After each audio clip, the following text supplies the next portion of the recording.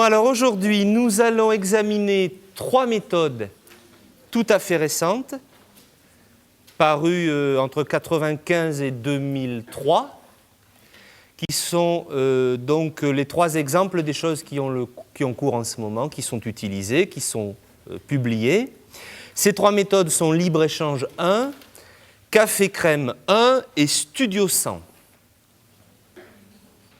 On va y retrouver l'essentiel des caractéristiques qu'on a déjà vues à partir de la méthode fréquence jeune. Simplement, on va observer un panel de méthodes qui, tout en appartenant en gros au même grand courant méthodologique, le réalisent avec des choix un petit peu différents.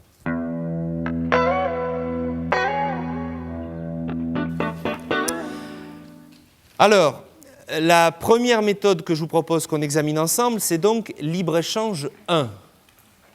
Nouvelle édition, parue donc en 1995. On va y appliquer notre grille de critères habituelle pour voir ses caractéristiques. Alors, Libre-Échange 1, le titre, sous-titré « Méthode de français ». Libre-Échange, vous voyez, est encore une fois un titre qui n'est pas anodin, qui met l'accent à la fois sur des phénomènes de relations entre les gens, mais aussi sur des phénomènes, on va dire, de mondialisation et même de relations de type économique. Libre-Échange au départ, le libre-échange au départ, je vous le rappelle, c'est un principe de fonctionnement économique, l'absence de barrières douanières. Donc, vous voyez bien toute la symbolique qui est derrière ce titre.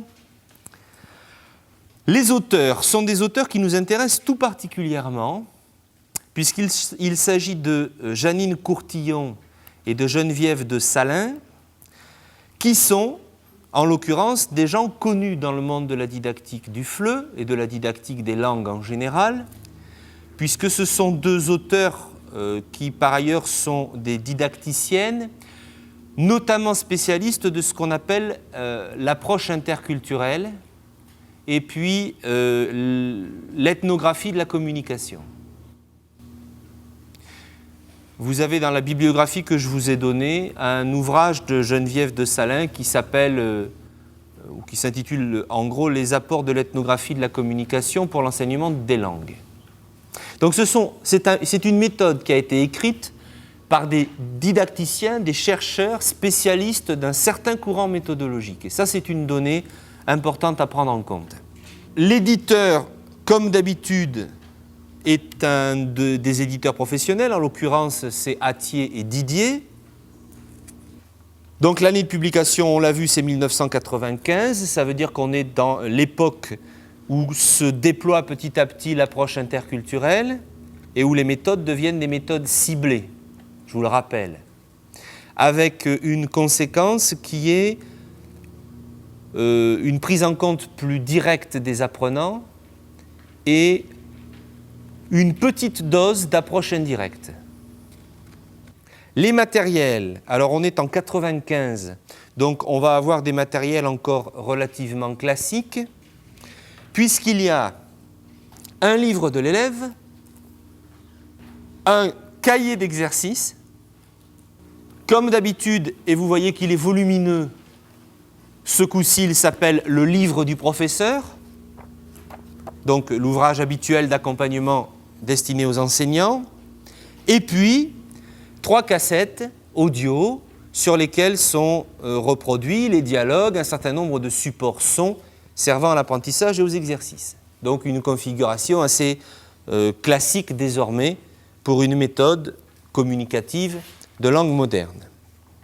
La table des matières et le plan vont nous apprendre un certain nombre de choses importantes sur la structuration de ce manuel et donc de cette méthode.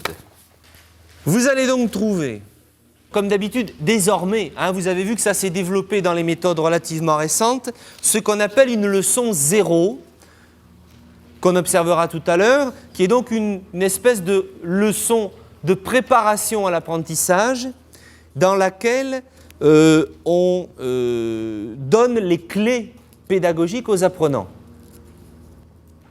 Notamment ça se fait de plus en plus, où on leur donne un certain nombre d'outils, de questions à poser, de consignes de travail qu'ils vont avoir à réutiliser pendant l'ensemble du parcours. Et puis, vous voyez que, comme d'habitude, c'est structuré en unités.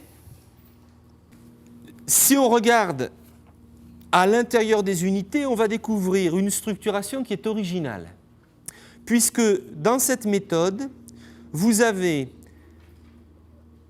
au fond ce qu'ils appellent d'ailleurs deux itinéraires possibles. Vous voyez que dans chaque unité, il y a une partie du contenu qui s'appelle itinéraire recommandé et une partie qui s'appelle itinéraire bis. Alors qu'est-ce que ça cache ?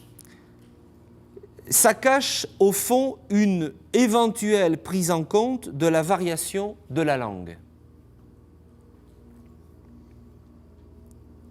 Dans l'itinéraire recommandé, vous avez à chaque fois un dialogue et les activités d'exploitation qui s'appellent situation 1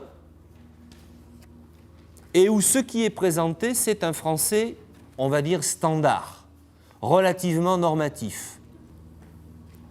Alors que dans les itinéraires bis, vous allez trouver à chaque fois les situations 2 et 3 où vont être présentées d'autres variétés du français.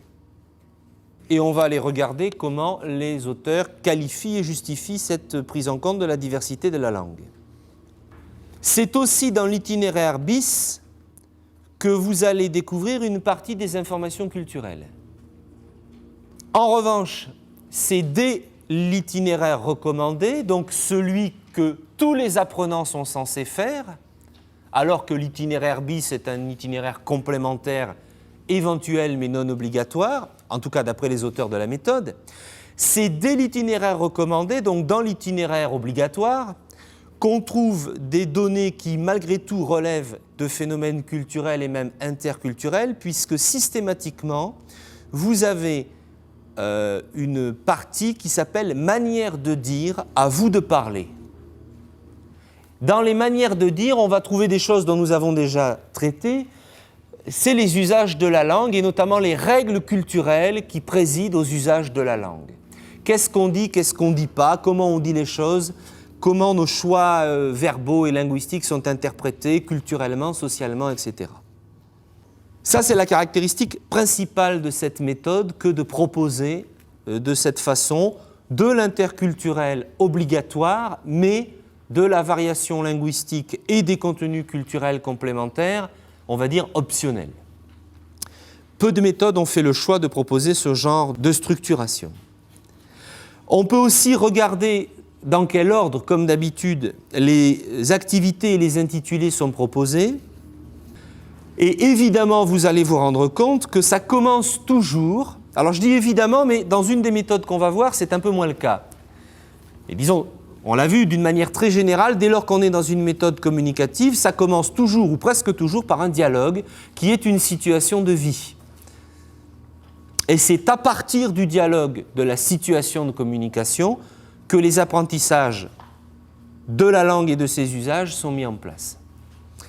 Donc, situation 1, le téléphone sonne. Situation 1, unité 2, rencontre chez Michel. Situation 1, unité 3, l'apéritif entre amis. Et enfin, situation 1, unité 4, comment trouvez-vous Paris ? Donc, des dialogues à propos d'activités qui peuvent se produire dans la vie quotidienne.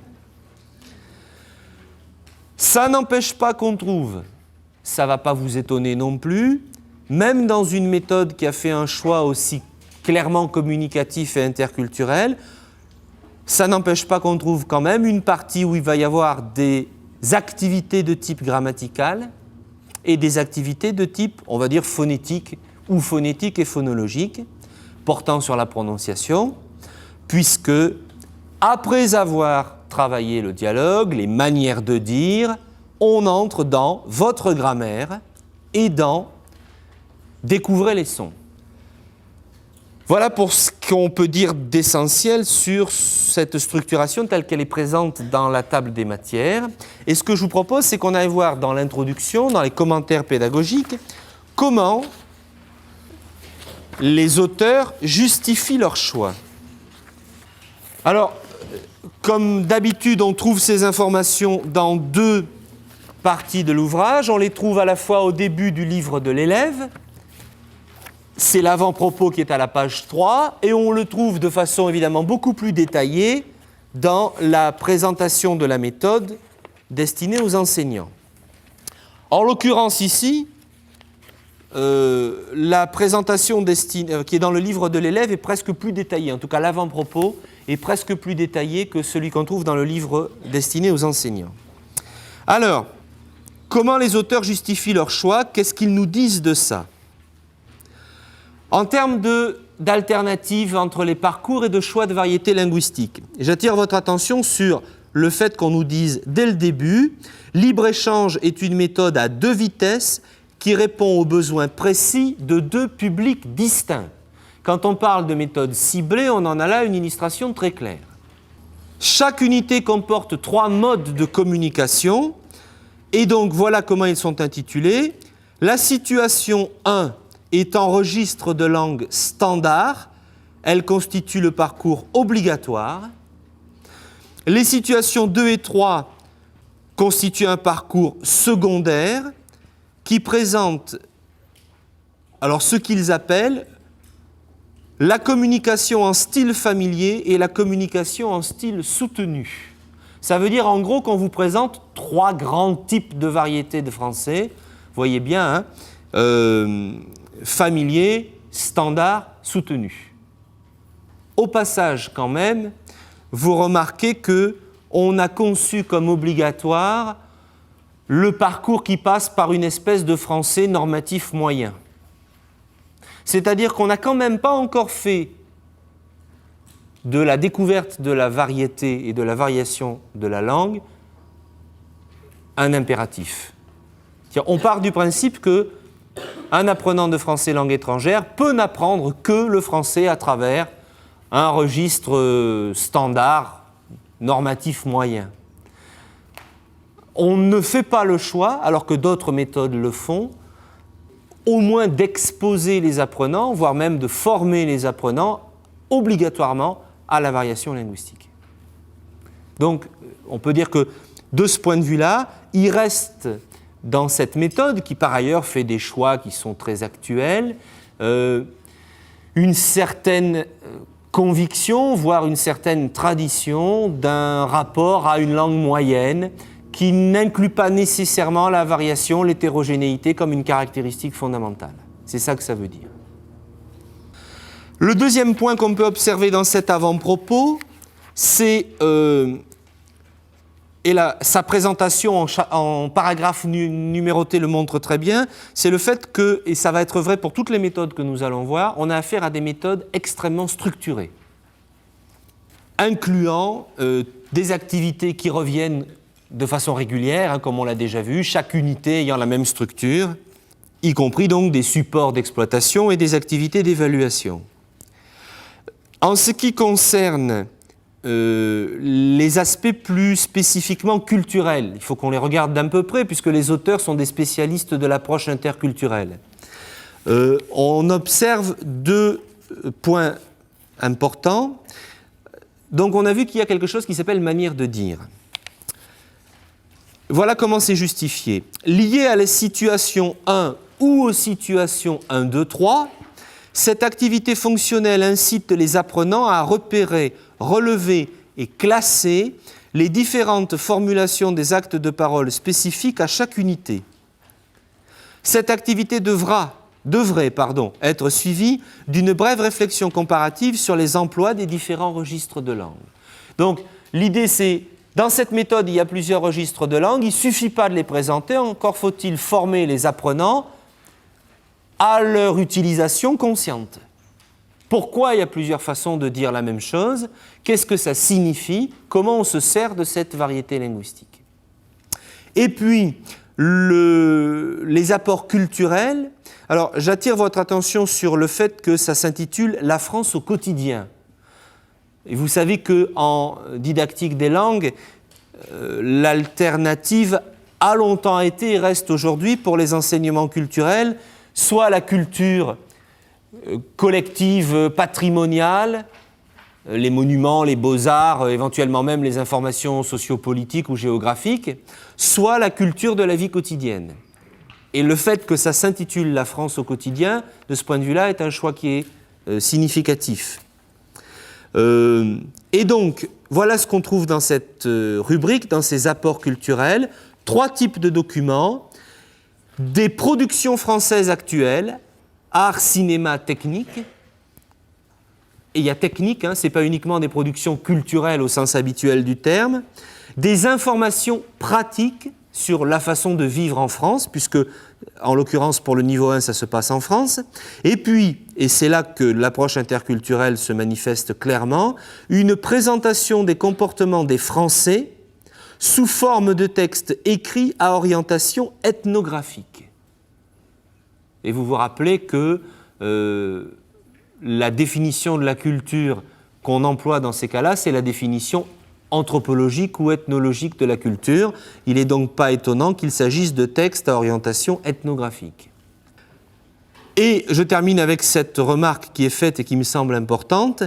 L'image qu'il présente des Français peut être critiquée et donner lieu à des discussions.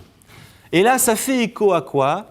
Ça fait écho à une activité importante de l'approche interculturelle, c'est ce qu'on appelle la déconstruction des stéréotypes. Tout discours qui porte sur les membres d'un groupe culturel, d'un groupe linguistique, à plus forte raison d'un groupe national, comme les Français, avec une majuscule, est un discours qui a tendance à en donner des images stéréotypées. C'est-à-dire qu'on généralise abusivement et à la rigueur qu'on caricature. Et donc, l'idée, c'est d'éveiller la vigilance des apprenants sur le fait que les véritables humains en question ne sont pas des stéréotypes ambulants et ne correspondent pas aux caricatures qu'on en fait.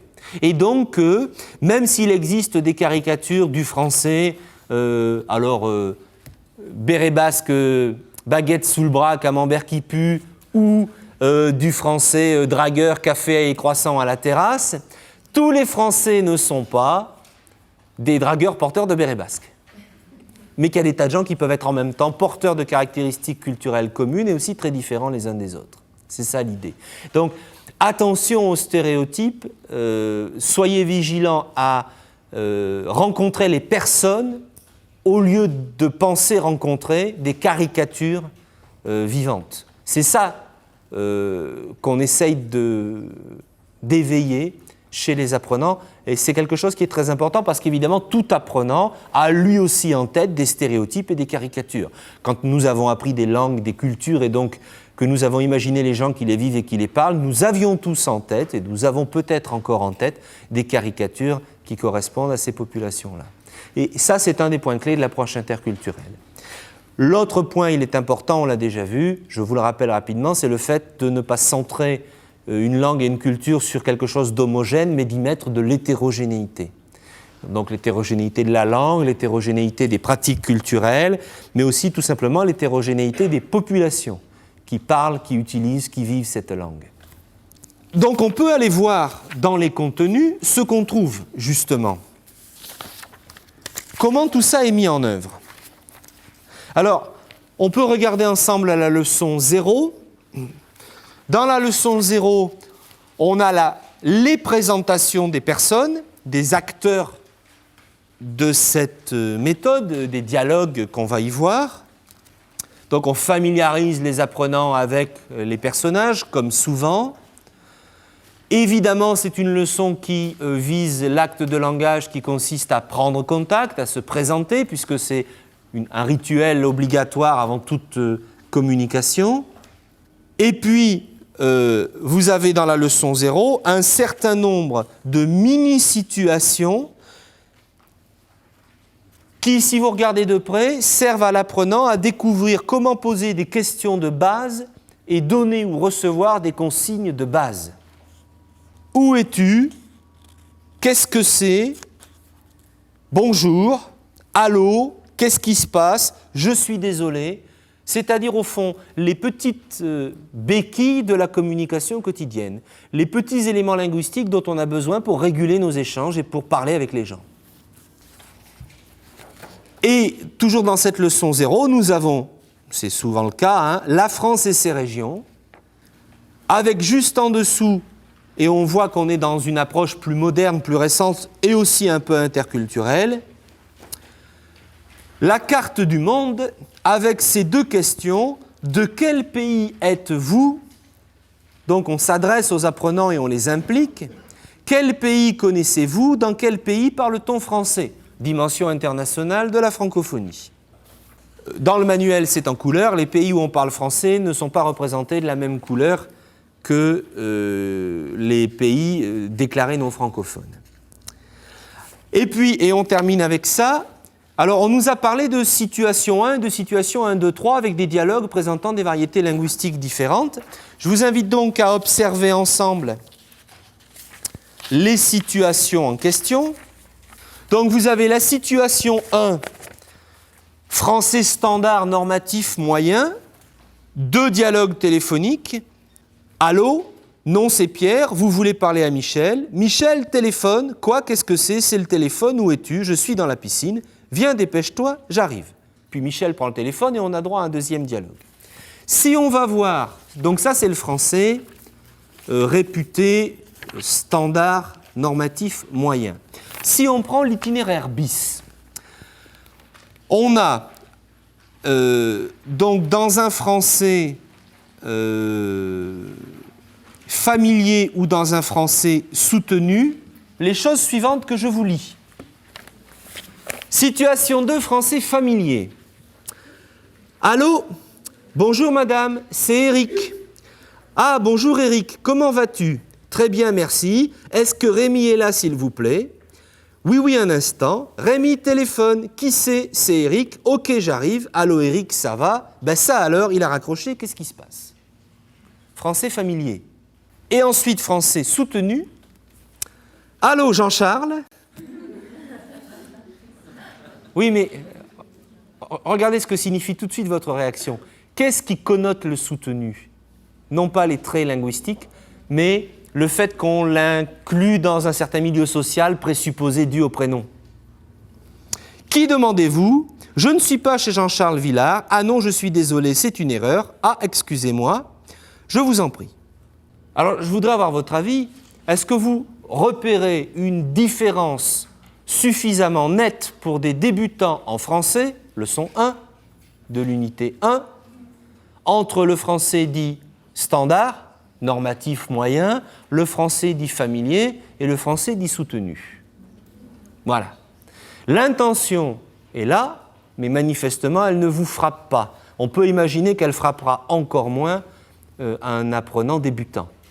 C'est-à-dire que, alors évidemment, la différence pourra être un peu plus marquée dans d'autres dialogues un peu plus tard, mais vous voyez bien que cette volonté d'introduire la variation linguistique se heurte quand même à un certain nombre d'habitudes, ou se heurtait encore en 1995 en tout cas, pas forcément chez les auteurs, mais aussi parce que ça présuppose la réception que vont en faire les enseignants, les institutions qui vont se servir de cette méthode, ben ça se heurte quand même à une difficulté à aller très loin. Et si vous acceptez le fait que Rémi dit « qui c'est » au lieu de dire « qui est-ce » et qu'il répond « ok, j'arrive », le reste ne paraît pas particulièrement différent de ce qui nous est présenté comme du standard et même comme du soutenu, hein, sauf sur l'inversion plus ou moins prononcée de la structure interrogative, c'est tout. Par contre, les données culturelles, elles, sont beaucoup plus claires là-dessus. La France au quotidien parle de choses qui sont effectivement, incontestablement, des données culturelles, bien sûr, mais de la pratique de la vie quotidienne, puisque par exemple dans la leçon 1, ce qu'on explique aux gens, alors on est en 1995, depuis aussi les choses ont déjà changé, ben, c'est quand on est en France, comment on peut se débrouiller pour téléphoner. Comment ça marche une cabine téléphonique? Où est-ce qu'on trouve une carte? Comment ça s'achète? Voilà. Quelles sont les dates clés de la vie collective et sociale avec les périodes fériées, les jours de fête, etc. Donc des choses qui effectivement relèvent de la vie quotidienne. Là-dessus, le choix est beaucoup plus clairement affirmé.